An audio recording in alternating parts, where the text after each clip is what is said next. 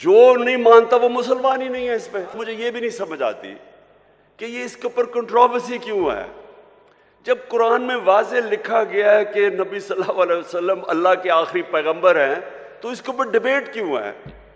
जो नहीं मानता वो मुसलमान ही नहीं है। इस पे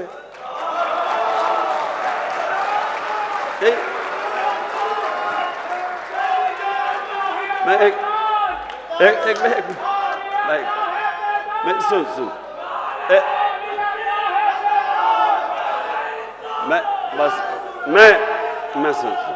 मैं सिर्फ ये कह रहा हूं कि ये बार बार के जी वो फलाना कायदियानी है, किसी के ऊपर भी उंगलियां उठाई जाती हैं।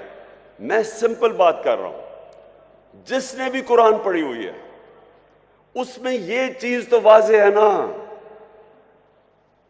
कि मोहम्मद मुस्तफ़ा नबी सल्लल्लाहु अलैहि वसल्लम अल्लाह के आखिरी पैगंबर है, वाज़े ही है।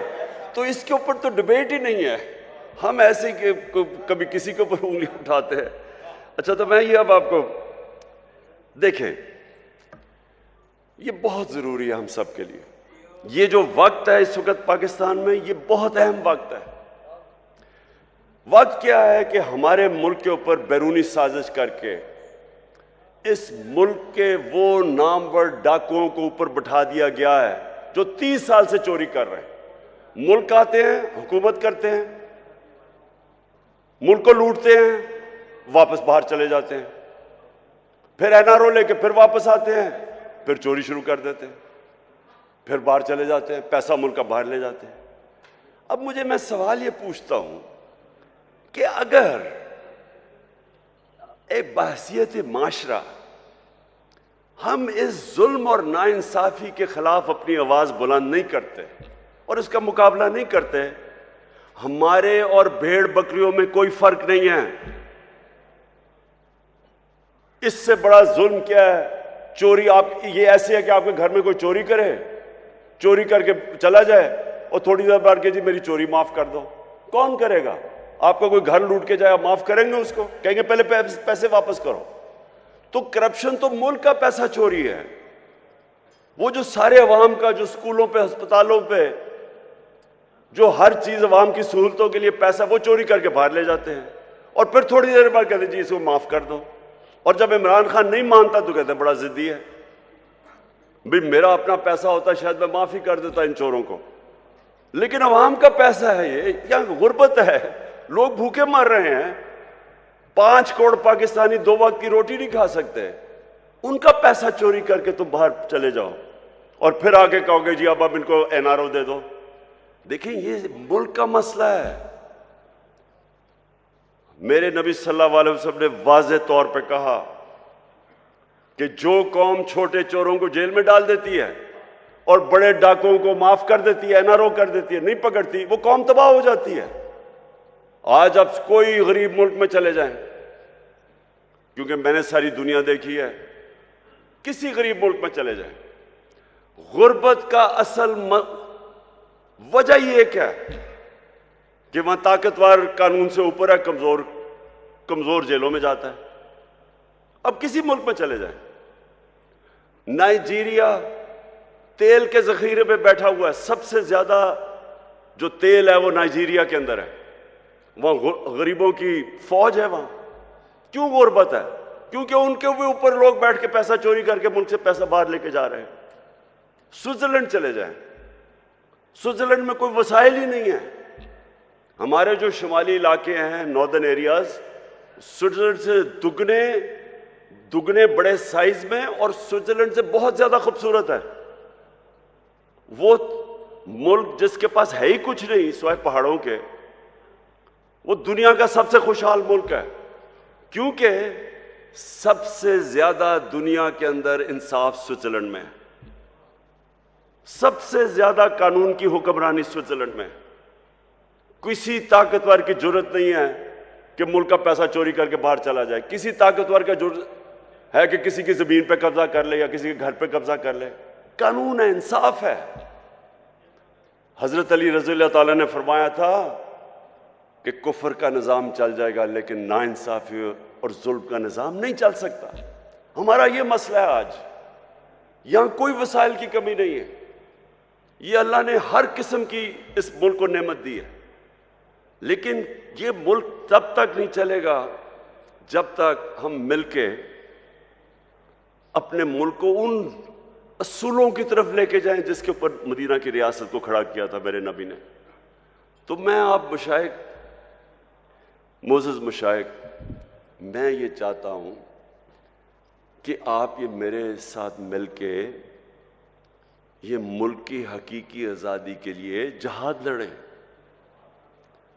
जैसे अब बस बस बस बस बस बस बस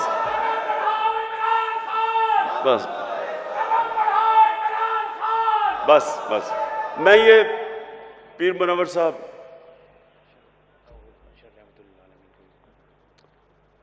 पीर मुनव्वर साहब, आपने, आपके बड़ों ने कायदे आज़म की मदद की, उसकी उस सपोर्ट के बगैर पाकिस्तानी ना बनता। बहुत बड़ी ताकत मशाइख की थी कायदे आज़म के साथ। आज आप सबकी फिर ज़रूरत है कि जो पाकिस्तान के ऊपर इस वक्त किया जा रहा है, जो वारदात हुई है कि बाहर से साजिश होती है, अमेरिकी हुक्म देता है कि हमारे एम्बेसडर को कि पाकिस्तान इमरान खान को हटा दो, और उसके बाद यहाँ सारे मिलके जो यहाँ के गद्दार हैं वो मिलके गवर्नमेंट गिरा देते हैं और फिर चोरों को ऊपर बैठा देते हैं। और अगर हम इसको तस्लीम कर जाते हैं तो हमें ये बड़ा वाज़ेह हो जाना चाहिए कि हम अपने मुल्क की मुस्तकबिल की कब्र खोद रहे हैं। इसलिए ये जो आने वाले दिन हैं, इसमें आप सबको अपनी ड्यूटी देनी पड़ेगी अपने मुल्क के लिए। मैं सिर्फ आपसे ये चाहता हूं कि लोगों को कम से कम नबी सल्लल्लाहु अलैहि वसल्लम की सीरत और सुन्नत के तहत लोगों को अब जगाना शुरू करें। उनकी सब कुछ उन्होंने जो असूल बनाए हुए हैं कि मुल्क चलता कैसे है, अदल और इंसाफ क्या होता है, इंसानियत क्या होती है, वो आप लोगों को, आपको ज़रूर तबलीग करनी चाहिए इस वक्त, क्योंकि ये टाइम नहीं है। हम बड़ी तेज़ी से नीचे जा रहे हैं। अभी शहबाज शरीफ ने जाके अमेरिका में माफिया मांगी है कि जी खुदा के वास्ते हमें पैसा दे दो, नहीं तो हमारा मुल्क तबाह हो जाएगा। सोचे इतनी मेहनत करके, साजिश करके 5 महीने पहले गवर्नमेंट आती है, आज सारी अमेरिकनों को वहां जाके कह रहा है कि जी खुदा के वास्ते हमारी इमदाद कर दो, नहीं तो मुल्क का दिवालिया निकल गया, नहीं तो हम अपने कर्जे नहीं वापस कर सकते।